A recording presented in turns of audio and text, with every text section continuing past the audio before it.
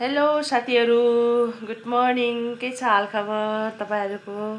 म त हल्का हल्का बिरामी, रुगा सर्दी लागेर हल्का हल्का बिरामी भएको छु साथीहरू, खोकी लागेर। अनि यस्तै छ आजको मौसम, अलिअलि पानी परेर।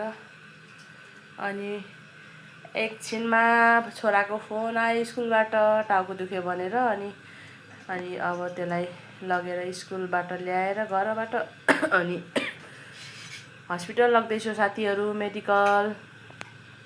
अनि त्यसलाई चेकअप गराउँ भनेर, के भएको छ भनेर।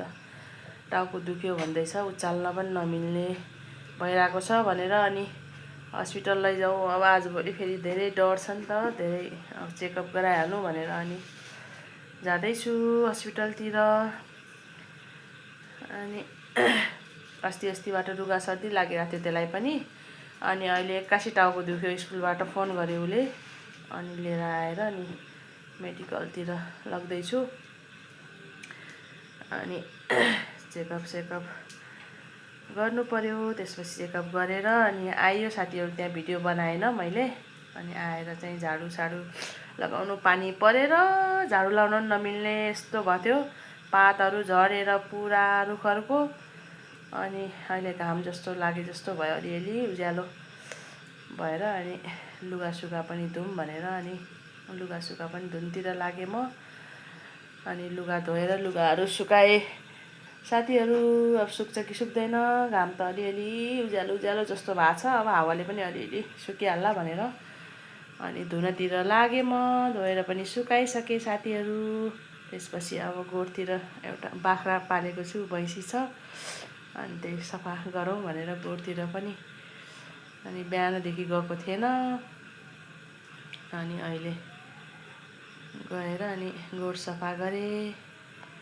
अनि मम्मीले घाँसहरू हालिदिँदै हुनुहुन्छ भैँसीलाई, बाख्रालाई। अनि मैले गोठहरू साफ गरेँ भैँसीको, बाख्राको। अनि साफ गरेर अनि त्यसपछि मम्मीले दुध बसालेको छु माथि भन्नुभयो। माथि आएर दुध उम्लिसकेको रहेछ।